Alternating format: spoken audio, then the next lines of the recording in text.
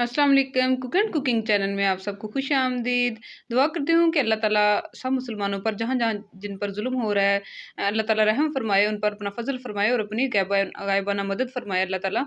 और यहाँ देखिए बिस्मिल्लाह रहमान रहीम।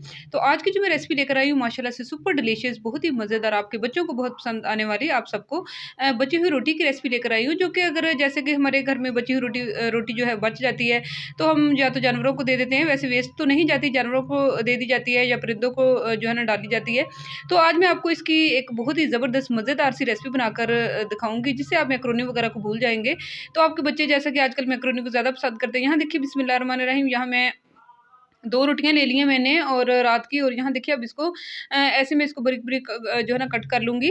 तो यहाँ देखिए इसको बारीक-बारीक अपने कैंची की मदद से फ़ोल्ड करके कट कर लेना है। तो यहाँ देखिए इसको मैंने कट कर लिया है। अब आगे क्या करना है, चलते हैं नेक्स्ट स्टेप की तरफ।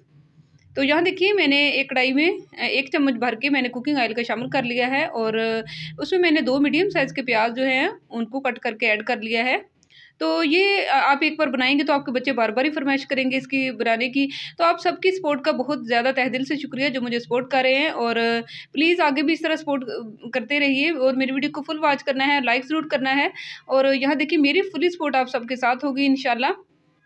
तो यहाँ देखिए मैंने अब 3 मेरे पास मीडियम साइज़ के आलू थे जिसको मैंने बारीक कट कर लिया था, उसको भी मैंने ऐड कर लिया है। और यहाँ देखिए आलूओं को 4 से 5 मिनट मैंने फ्राई करने के बाद इसमें हाफ़ कप पानी का ऐड कर दिया है, ताकि आलू जो है हमारे सॉफ्ट हो जाए और ज़्यादा हार्ड ना रहे। तो अब यहाँ देखिए स्पाइसेस ऐड कर लेते हैं। स्पाइसेस में इसमें हाफ़ टी स्पून कुटी हुई सुरख मिर्च ऐड मैंने कर ली है, और हाफ़ टी स्पून इसमें मैंने पिसी हुई काली मिर्च को ऐड कर लिया है।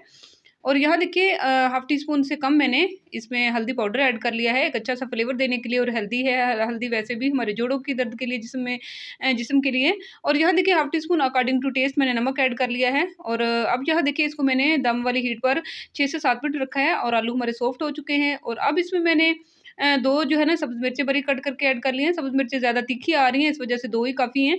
और यहाँ देखिए अब रोटी जो है जिसको मैंने कट करके रख लिया था उसको मैंने ऐड कर लिया है। और रोटी को ऐड करने के बाद इसको आपने आँच जो है, फ्लेम जो है बिल्कुल स्लो कर देना है, और उसको अच्छी तरीके से मिक्स कर लेना है।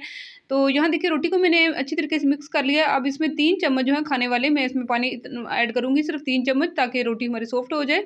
और अब इसमें जो है मैं एक बड़ी साइज़ की जो शिमला मिर्च है उसको बारीक कट कर लिया, वो मैंने ऐड कर ली है। और यहाँ देखिए 1 कप भर के मैंने इसमें बंद गोभी का ऐड कर लिया है।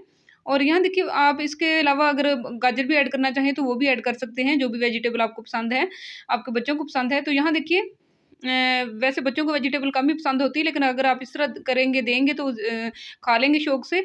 और यहाँ देखिए मैंने 1 1/2 चम्मच सिरका ऐड कर लिया है, और 2 चम्मच इसमें मैंने